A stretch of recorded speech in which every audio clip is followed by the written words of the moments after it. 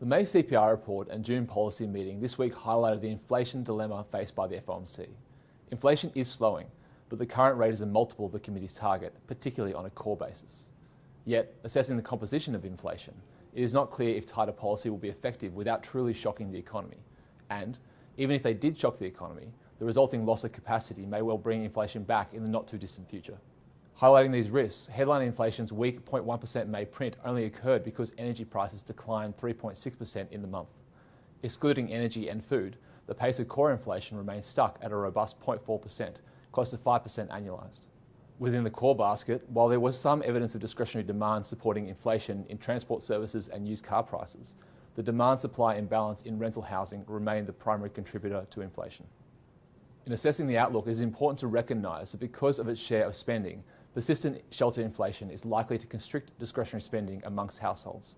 Initially, this will aid the fight against inflation, with the level of rents unlikely to decline and real income growth expected to be negligible at best. The hit to activity growth could endure long after inflation returns near target. Activity growth below trend and inflation at target could therefore become an enduring feature of the US economy.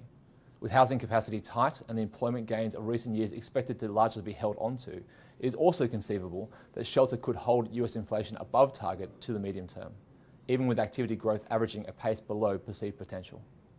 The threat that tight capacity provokes for inflation is therefore not only applicable now, but for years hence. While housing is the most obvious and important example today, the rest of the economy is also at risk. Simply put, if investment is not undertaken to preserve and expand the nation's productive capacity, inefficiencies and consequently cost pressures are likely to build. If demand is too weak to allow firms to reprice their output to offset, inevitably firms will be incentivized to resolve the imbalance by offshoring production, entrenching weak investment. For the US, the current situation is made more difficult by the uncertainty surrounding small and medium-sized banks. Credit growth is coming from a high level and recession looms as a near-term threat, creating a need to tighten standards and widen spreads. Come mid to late 2024, greater regulation of these banks is expected to limit the recovery in credit growth and investment. The way out of this uncertain and weak state is through confidence, in the ability of the economy to balance demand and capacity, and consequently in recovery. For the FOMC, in our view, this requires financial conditions to remain contractionary in the next few months, as remaining inflation risks are neutralised.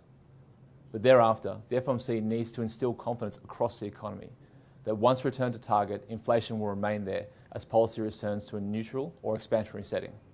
If productivity trends up as investment recovers, activity growth can sustainably return to or above trend without lingering concerns over inflation.